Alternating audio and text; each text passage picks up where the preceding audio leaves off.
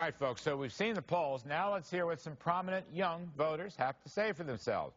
Here now is Coleman Eldridge. He's the Vice President of Democrats for America. We also have Alex Schriver. He's the chairman of the College Republican National Committee. Gentlemen, welcome to the show.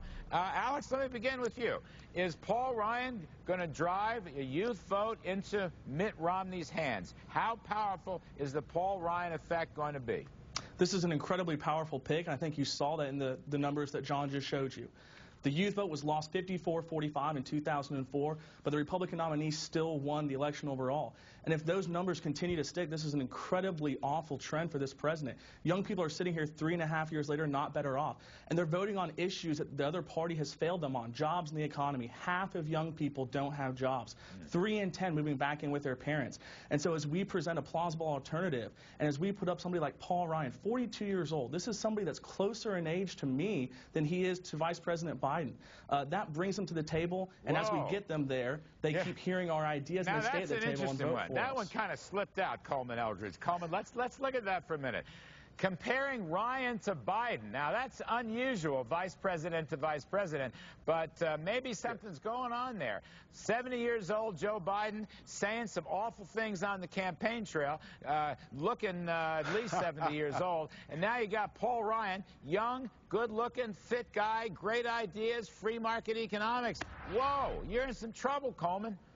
Well, you know, I think, with all due respect to my good friend Alex, it's wishful thinking. I think Joe Biden may not be closer to us in age in terms of age, but is closer to us in age in terms of actually caring about this generation and caring about the things that it will take to empower this generation to enjoy the American dream that he has, that President Obama has, and that Mitt Romney and Paul Ryan are seemingly hell-bent to take away from this millennial generation. It's very interesting to hear Alex's take on these polls and the current state of the economy. You know, this did not take 4 years for us to get into. It was 8 years under the previous administration, under the mismanagement, the same failed policies that this Republican ticket would have us go back to. Well, you know, when you try to get power, as Governor Romney and Congressman Ryan are doing, by alienating young voters, I think we're smarter than that, and we'll show that this November. I appreciate those. I've heard that before, but I want to go back to Alex, because you've got some things here. The Paul Ryan factor, Ryan's a different kind of politician. That's what's so interesting to me. He's a politician who knows the numbers, has a clear idea of a vision, if you will, of where to go and how to fix stuff. And also, it's true, the economy has not produced. No matter who you blame, there's disillusionment. The job situation is not produced. Alex, how much of an advantage is that going to give young Republicans? Just give me some numbers here. Just give me a sense of the advantages. Coleman, I'm going to let you know a little secret. Your man is running for re-election, and that means that he has a record that he has to run on. And Democrats can no longer blame this economy's failures on 8 years. They need a new talking point. The fact of the matter is the last 4 years have been detrimental to young people worse than any other demographic.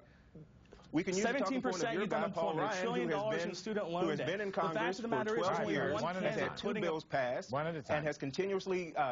We can use the guy. We can use that trick, and it's not a secret. Thank you, Alex. I've been at this a while as well.